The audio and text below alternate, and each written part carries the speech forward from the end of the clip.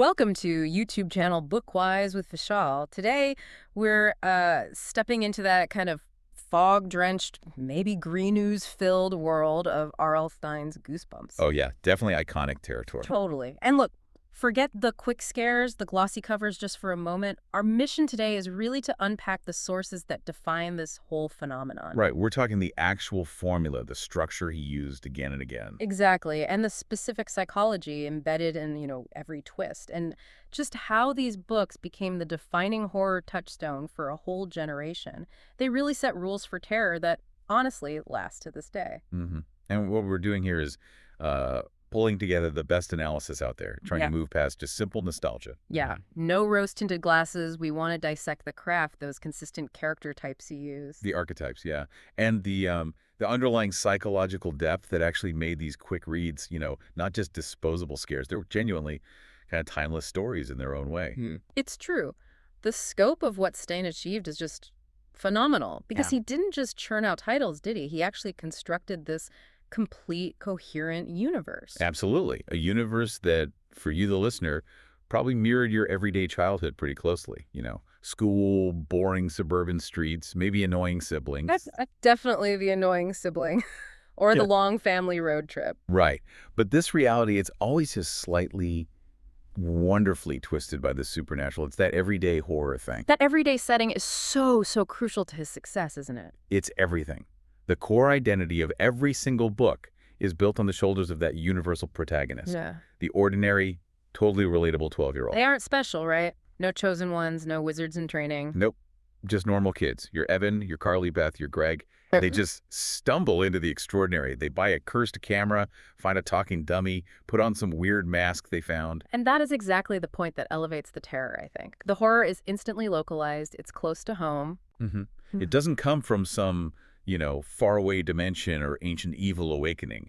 It stems directly from the mundane. You inherit a weird house, maybe find something weird in a trash can, or your own pet starts acting strangely. Exactly. It makes the threat feel immediate, inescapable, because it happens in the places where a kid is supposed to feel safest. Home, school, summer camp. Stine really understood that the most terrifying thing can be the transformation of the familiar into something menacing. He mastered that.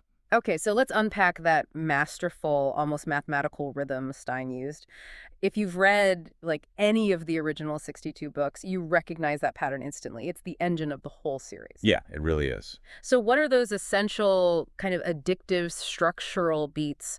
What defines every single Goosebumps story? Well, that structure is really Stine's signature writing discipline, right? Yeah. Honed over decades.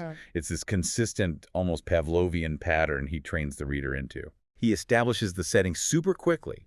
Then he introduces this slow build-up, just teasing the mystery, maybe a weird sound, a shadow, a strange family rule they have to follow. Right, the little breadcrumbs. Exactly. And this rapidly escalates into mounting dread. And that dread is fueled, crucially, by those chapter-ending cliffhangers. Oh, the cliffhangers. Mandatory. Mandatory. And it all culminates in this high-tension climax, which is then followed by a final, usually shocking twist ending. That deliberate style is what makes the book so propulsive, isn't it? Totally. The communication style is super conversational, very immediate, usually rooted in the first person, so you feel like you're right there. But the key mechanism, the trick that really created the phenomenon is that mandatory, absolutely non-negotiable cliffhanger at the end of every single short chapter. And that's where the psychological function comes in, you're saying? That's exactly it. Stine isn't really writing a traditional novel in terms of pacing. He's basically writing a roller coaster track made of emotional spikes. Haha. Yeah, that feels right. That rapid alternation between tension, then anticipation, then maybe a discovery, then relief. Yeah. It keeps the reader constantly engaged, almost kind of manic. You can't put them down. Impossible. Stine actually said in interviews that he writes for the surprise at the end of the chapter. That technique just trains you in the heartbeat of suspense. It's like an addiction to that cycle of payoff and immediate setup for the next scare. I see the mechanism, definitely. But I sometimes wonder, does that rapid pacing sacrifice deeper character development? Are the protagonists sometimes just, vehicles for the plot? That's a really critical observation, and yeah, often they are, almost by design. Okay. They need to be relatable blank slates, right? Right. So you, the reader, can project yourself onto the situation immediately. But what they maybe lack in deep, complex personality, they make up for in how they perfectly embody these four consistent foundational pillars of fear that underpin the entire series. 4 pillars. Okay, let's break those down. What's the first one? The first, and maybe the most consistent one across the board, is curiosity as a catalyst for danger. Ah, yes. Definitely see that. Think about, well, almost all of them. Amanda in Dead House, Margaret in Basement, Evan with the monster blood, Greg, and the camera. Every single one. They get into existential trouble because they actively seek it out. They had to know what was in the basement. They had to try out the weird camera they found. They had to open that mysterious can of slime. Curiosity isn't just like intellectual curiosity here. In the Stine universe, it's practically a fatal flaw. It leads directly to peril. It does. If they had just listened to the warning, stay out of the basement, there'd be no story. Which, reinforces our identification with that primal kid drive to push boundaries, even when you're told not to. Okay, makes sense. What's the second pillar? You said it's maybe the most chilling. Yeah, I think so. It's the betrayal of the familiar. Stein basically weaponizes the comfort zone of childhood. Ooh, yeah. Turning horror inward. Home, family, pets, friends, these things that are supposed to be the anchors of a kid's safety. He systematically subverts them and uses them as traps. Your own basement hides a monstrous experiment, like in Stay Out of the Basement. Your dad might actually be a plant clone. Or your Halloween mask literally becomes a living identity parasite, like in The Haunted Mask. Exactly. Nothing is truly safe. It forces you, the reader, to constantly question your environment, even the most familiar parts of it. Super unsettling. Definitely. Okay, pillar 3. Then there's the structural pillar of moral ambiguity. Stein really breaks away from those traditional morality tales where, the hero wins definitively and the monster is vanquished forever. Right, things don't always wrap up neatly in a bow. Not at all. The sources really highlight how Stein ensures that evil, or at least the potential for evil, almost always lingers. That final twist ending. It's practically a narrative guarantee that the fear continues, often ironically. The antagonist is never fully gone, or the curse gets passed on. Or the whole situation just resets with this chilling realization that the cycle is starting all over again. It's like an early introduction for kids to the concept of existential dread, that some problems simply cannot be solved permanently. Things stick around. That's surprisingly heavy for kids' books, when you put it like that. Okay, and the final pillar. You mentioned the child's role. Right, the crucial element, the empowerment of children, or maybe the forced empowerment. Oh, so. Because in nearly every single story, the adults are rendered completely useless.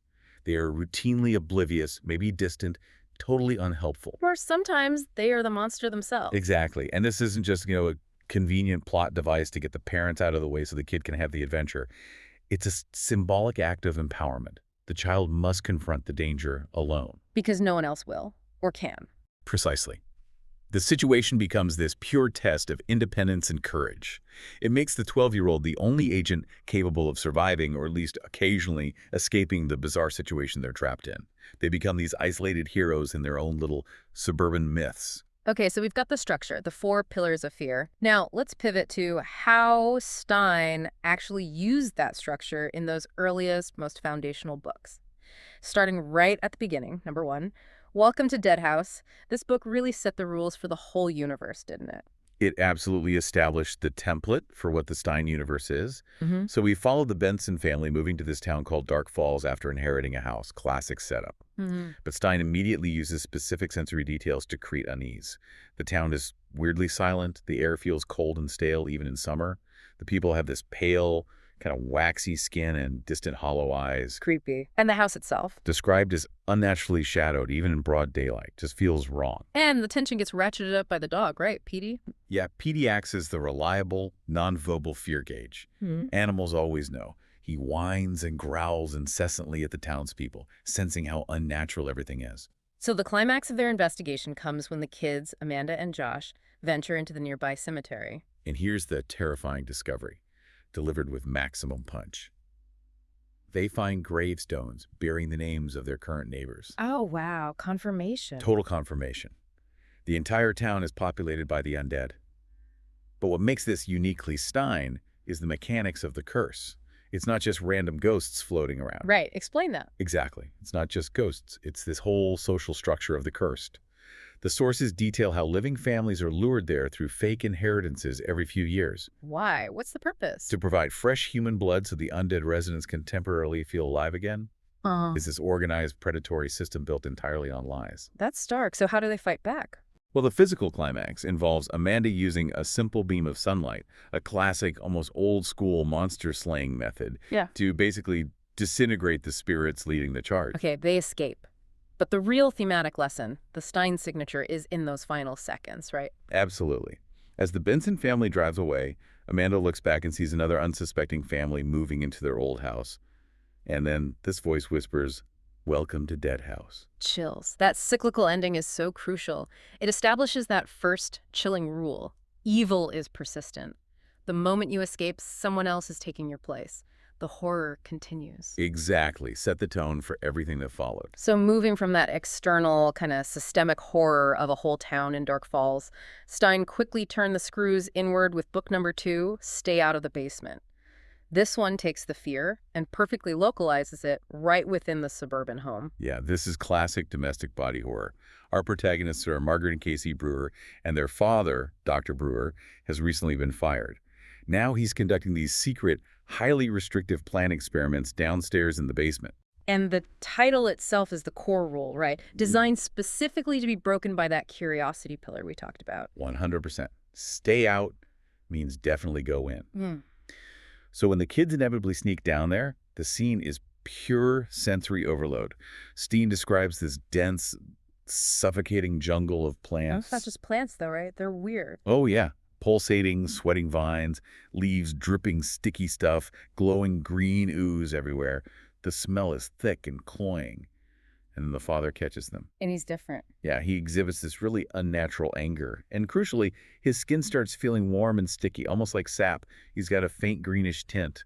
The familiar person, their own dad, is physically changing. That is deeply unsettling. And the horrifying dilemma that follows is the perfect expression of that fear of replacement we mentioned. They find a second Dr. Brewer tied up down there. A clone. Or the real one. Exactly. Yeah. This second one claims he's the real father, insisting the one upstairs is some kind of monstrous plant clone created by his failed human-plant DNA experiments. How do you possibly distinguish your own parent from an organic replica that looks just like him? Nightmare fuel. How do they figure it out? In the climax, Margaret has to rely on a primal biological signal blood. She cuts the hand of the one who seems like the clone. It bleeds green sap and collapses into soil. She cuts the hand of the tied-up one, and he bleeds red. Proof. Wow. That's a very graphic, almost visceral moment for a children's book. The relief must be huge. It is, but of course Stine gives us the kicker, the final twist. The next morning, Margaret notices a small, pale green leaf growing from her real father's shoulder, right on his head. So the transformation isn't over. It's just beginning.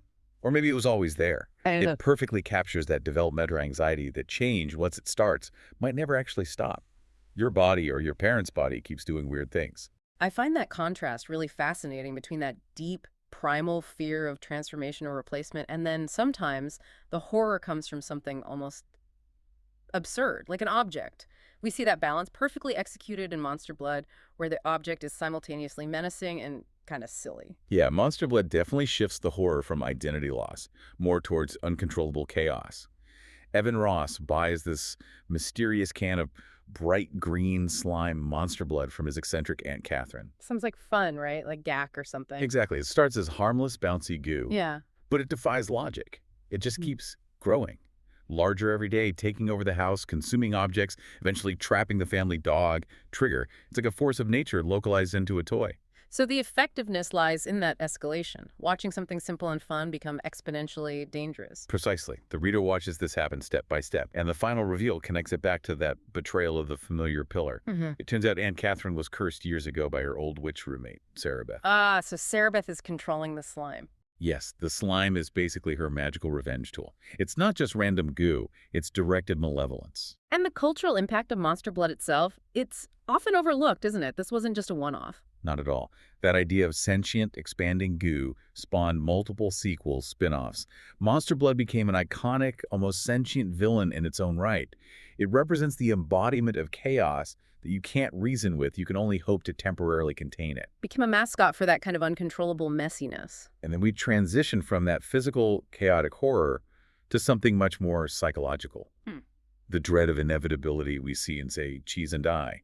This story perfectly externalizes the fear of destiny, or maybe fate being sealed. Right. The cursed object here is the camera. Greg and his friends find it in an abandoned house. Classic found object horror. Mm-hmm. And this camera, it takes instant photos, but the photos show disasters before they actually happen. Oh, like premonitions. Exactly. Greg snaps a photo of his friend Michael's new car, and the print shows it completely totaled, which of course happens later that day.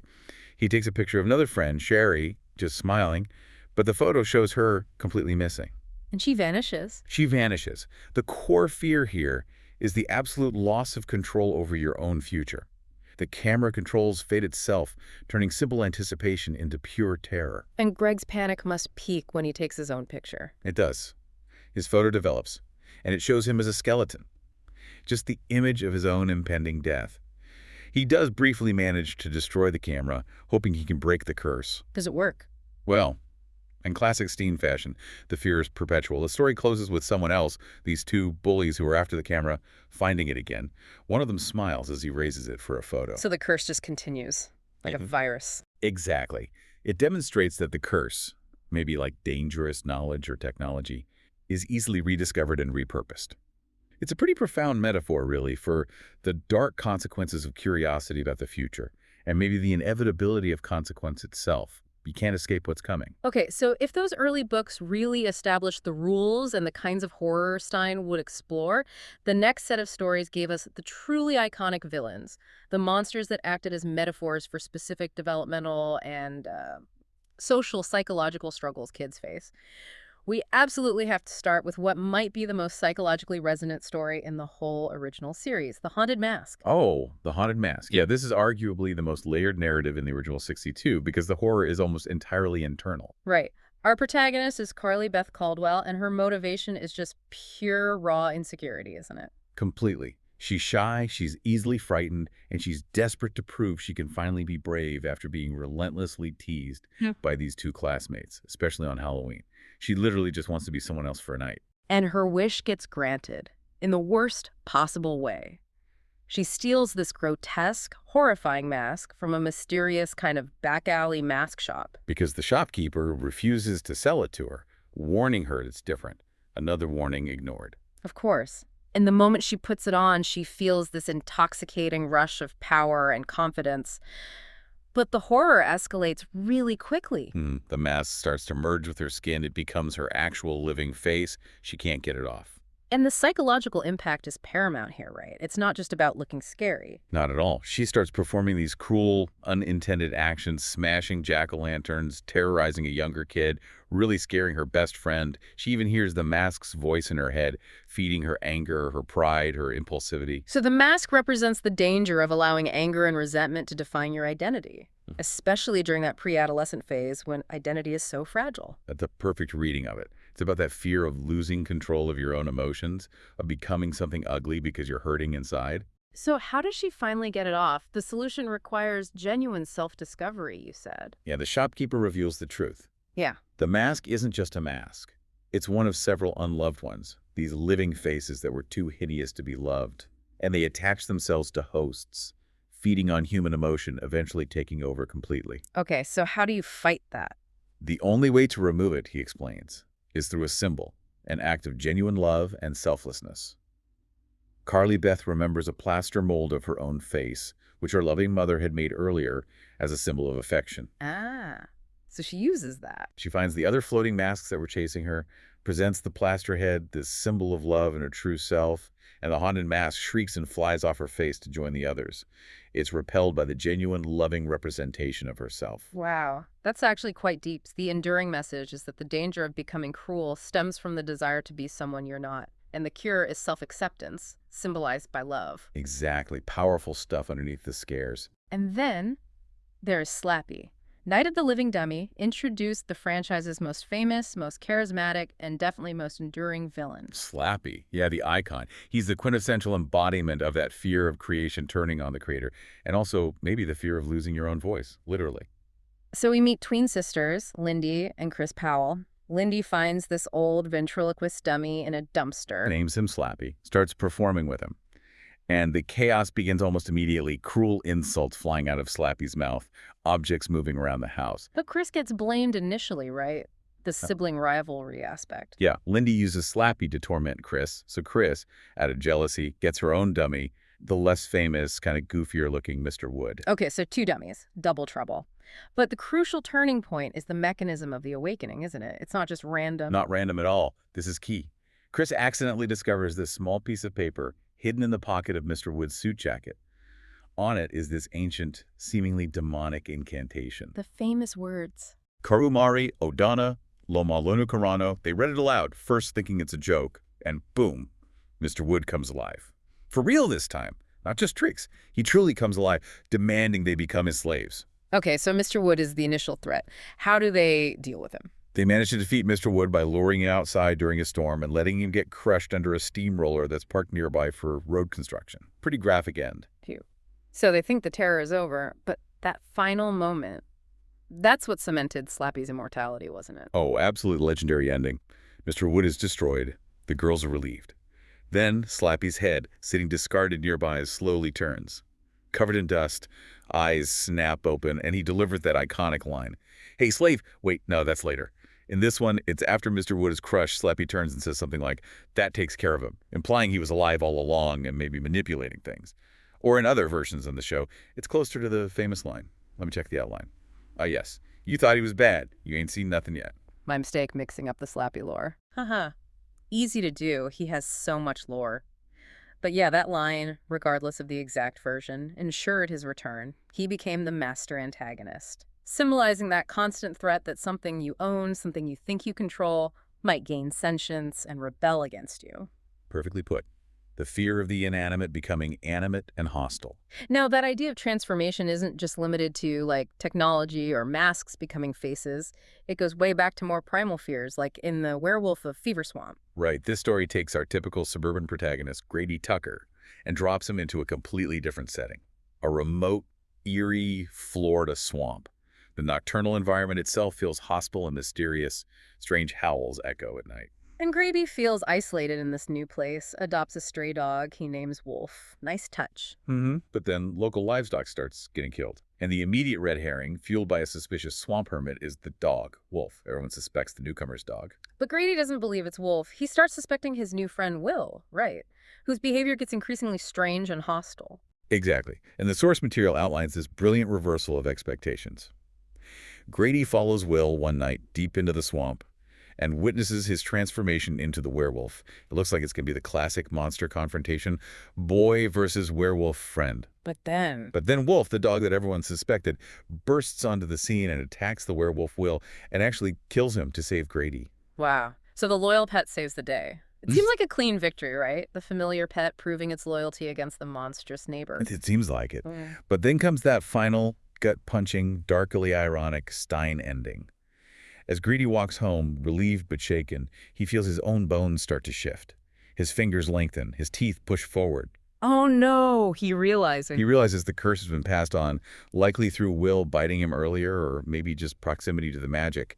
His final terrible thought encapsulates the horror.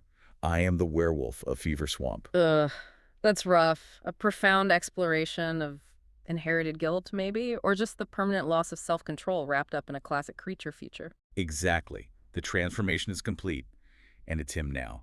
And finally, in this batch of icons, we have the horror at Camp Jelly Jam, which I think is one of the clearest examples of Stine using really absurd horror to make a sharp social critique. Absolutely. This one isn't really about demons or ancient curses in the same way. It's about social anxiety turned monstrous.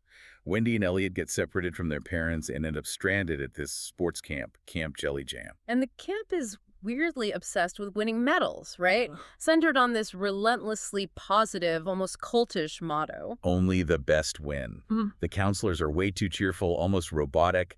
It's this chilling depiction of forced conformity and toxic positivity. And Wendy notices that the highest achieving campers, the ones who win 6 medals, keep disappearing. Yeah, get called up for a special winner's walk, and then they're just gone.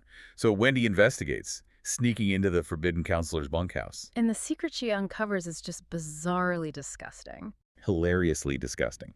The camp's beloved mascot and owner, King Jelly Jam, isn't some fun character. He's a massive Jabba the Hutt-like, noxious purple blob monster who lives underground. And the metals? The metals are just bait. Yeah. King Jelly Jam needs constant manual cleaning because he emits this terrible odor if he isn't washed basically 24/7. The winning campers aren't rewarded. They're enslaved as his personal scrubbers until they collapse from exhaustion. That is so weirdly specific and gross. It is. But this tale, despite its comedic absurdity, functions as a really powerful early critique of the cult of achievement. It warns kids about the dangers of blind obedience, conformity, and striving to be the best at all costs. Because the reward might just be servitude to a giant, stinky, demanding blob monster. Exactly. A perfect Stine blend of silly and genuinely critical. Okay, so we've moved through some iconic stories and villains. Let's drill down now into the machinery that actually sustained this massive phenomenon, R.L. Stine's actual writer's toolkit. That legendary prose economy seems like the foundation of his momentum. Yeah, it's deceptive because it looks simple, but it's incredibly effective. Stine's sentences are generally short, often quite clipped, and they're designed purely to move your eye down the page instantly. Very rhythmic, too, right? Highly rhythmic. He relies on simple, vivid verbs and just enough sensory detail to create this cinematic clarity in your head. He often uses onomatopoeia to heighten specific moments. Crash, snap, drip. Yeah. His prose is basically engineered for momentum and super easy readability, especially crucial for reluctant readers. It reduces the cognitive load while maximizing the fright factor. Very efficient writing. And we absolutely have to analyze his brilliant use of pacing, specifically that rhythmic manipulation of the reader through the cliffhangers we keep mentioning. Right, the technique of ending every single chapter on a hook is his defining trait. But what makes it skillful is the variation and the payoff. It's not always a genuine scare, is it? No, that's true. Sometimes it's a terrifying discovery, definitely. But often it's kind of a comic fake-out, right? Designed to relieve the tension before immediately resetting the cycle. Exactly. Like he might write, a cold hand grabbed my ankle. I screamed and kicked. I looked down and saw only my sneaker had come untied. Or I turned around slowly and saw my cat. Yeah.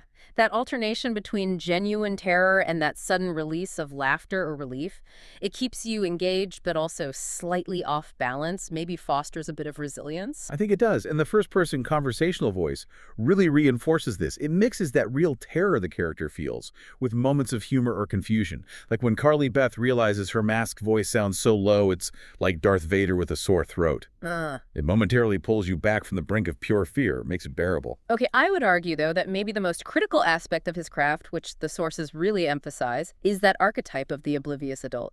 If we connect this back to the bigger picture, how does Stine use this figure again and again to intensify the psychological terror and enhance the child's agency? That's a great point. The oblivious adult serves two absolutely essential functions. First, pretty obviously, it isolates the protagonist, making the danger feel absolute. Like you said before, if mom or dad were competent and believed them, the book would end on page 10. Right, gotta get him out of the way. But second, and maybe more importantly, the adult symbolizes the child's deep-seated frustration and inability to communicate a complex, overwhelming, maybe even supernatural truth to an authority figure who insists on conventional reality. They just won't listen or can't see it. Exactly. The adults cannot see the plant clone, or they rationalize away the living dummy's actions because they are locked into an adult system of logic and expectation. This just intensifies the child's frustration, their sense of existential solitude. They're completely on their own with this terrifying reality. Okay, let's move into the deeper analysis then, the psychological patterns. You mentioned earlier that Stine's monsters aren't just random. They're often metaphors for those developmental anxieties every kid faces. Yeah, that's where the series really transcends just being simple genre fiction, I think. We see the fear of transformation, the body becoming strange, uncontrollable very clearly in The Haunted Mask and The Werewolf of Fever Swamp. Right, a clear reflection of the physical chaos of puberty or just growing up, where your own body feels alien sometimes and often betrays you. Perfectly captures that. Then we have that profound fear of isolation and disbelief. As we've discussed, the kids facing genuine, terrifying danger are routinely ignored, dismissed, or labeled as overimaginative by the adults around them. Which mirrors that real-life kid feeling of not being believed or understood by grown-ups. Yeah. It validates the child's perception that their reality, however strange it seems, is real to them. Exactly. It says, we believe you, even if they don't. Then there's the fear of replacement, which is perfectly captured by Slappy, or the plant father in Basement. Yeah, that taps into the deep anxiety that something pretending to be familiar, maybe even a family member, might secretly take over the home. Or worse, that the child themselves might be changing into something unrecognizable, losing their true identity. hmm And finally, there's the fear of guilt and consequence. It's interesting how often the horrors are triggered, or at least exacerbated, by the protagonist's own flaws. Like greed or jealousy or just simple disobedience, like the character in the Cuckoo Clock of Doom messing with his father's clock after being warned not to. Precisely. The monster, or the curse, often functions as this grotesque external reflection of the protagonist's own internal emotional state or their poor decision-making. The horror is, in part, self-inflicted through their actions. It's fascinating, though, that Stine, with his background in comedy writing for kids with jovial Bob Stine, uses humor to modulate these really deep fears. This brings us to that crucial idea of the safe thrill. Yeah, his comedy roots are absolutely essential. The stories, even the scariest ones, almost never cross the line into genuine trauma because that absurdity is always baked in somehow. Whether it's a talking sponge monster, it came from beneath the sink, or a massive purple blob that just needs to be scrubbed constantly, there's usually an element of slapstick or self-awareness that cuts the tension. Exactly. Steen paces the scares almost like punchlines in a joke. He builds tension, delivers the shock, but then often pulls back with something slightly silly or ironic. This ensures that the child is provided a thrill they can ultimately survive, which arguably teaches emotional resilience. You face the fear, you get scared, but you come out the other side okay. And the tagline itself, right? Reader beware, you're in for a scare. It's the ultimate invitation, isn't it? It really is. It tells the child, right on the cover, this is consensual. You are choosing to enter this scary world. You are ultimately in control of the situation, even if the protagonist inside the story isn't. You can always close the book. That delicate balance of genuine darkness and knowing absurdity is precisely why the book succeeded, where maybe more genuinely terrifying horror might have alienated younger readers or worried parents more. Absolutely. He found the sweet spot for safe scares. Now, the original 62-book run was obviously dominant, but Stine knew he needed to evolve the universe to retain his audience as they got older. This leads us to those crucial expansions, starting with Goosebumps Series 2000. Right. Series 2000 was a necessary evolution. It was clearly targeted at the audience who started with the originals but were now hitting their preteen years and wanted something slightly darker, maybe a bit edgier. So the plot still maintained the core formula: build-up, cliffhangers, twists. Mostly, yeah. Right. But they injected higher stakes and often dealt with more existential threats, less easily resolved ones. Take a book like Cry of the Cat, for example. The transformation plot there is more visceral. A girl accidentally kills this weird, maybe cursed cat, and then she starts growing whiskers, her eyes change, she compulsively craves milk. Okay, yeah, that feels a step up from some of the earlier stuff. Less about a moral lesson, maybe, and more about the terrifying, non-negotiable slipping away of identity. Exactly. And the endings in Series 2000 were also often bleaker, more unresolved than the original run, less likely to have that slightly comforting, cyclical feel, and more likely to end on a genuinely disturbing note. But the really big structural shift, the thing that connected everything, was the creation of a shared, interconnected universe with Goosebumps Horrorland, wasn't it? Oh yeah, Horrorland was groundbreaking for the franchise. It transitioned Goosebumps from being just standalone anthology stories into having a single overarching mythology. And it uses the amusement park setting as this kind of meta-metaphor, Hmm. where old villains and characters actually reappear. Precisely. The park is literally called Horrorland and contains these theme zones like Vampire Village, nodding to Vampire Breath, Fever Swamp, Slappy's House of Horrors, you name it. Yeah. The narrative becomes incredibly self-aware. Characters from different books meet each other, realize they're trapped in this world built entirely from fear, and start connecting the dots of all the horrors from the past books. That must have provided immense satisfaction for longtime readers, right? Seeing all these threads come together. Huge satisfaction. And it gave the series a brand new, almost cinematic scope. It confirmed that all these disparate fears actually coexist in one massive, terrifying world. which, in a way, foreshadowed the kind of shared universe approaches we see all the time now in 21st century horror films and franchises. Yeah, good point. Stine was ahead of the curve there. And we definitely can't forget the interactive expansion, the Give Yourself Goosebumps series. This format was maybe the ultimate expression of reader empowerment, placing you, the listener, directly into the protagonist's shoes. The choose your own adventure style. I love those. They were brilliant. These books were a critical tool, I think, for teaching kids about narrative complexity and the concept of consequence in a really fun way.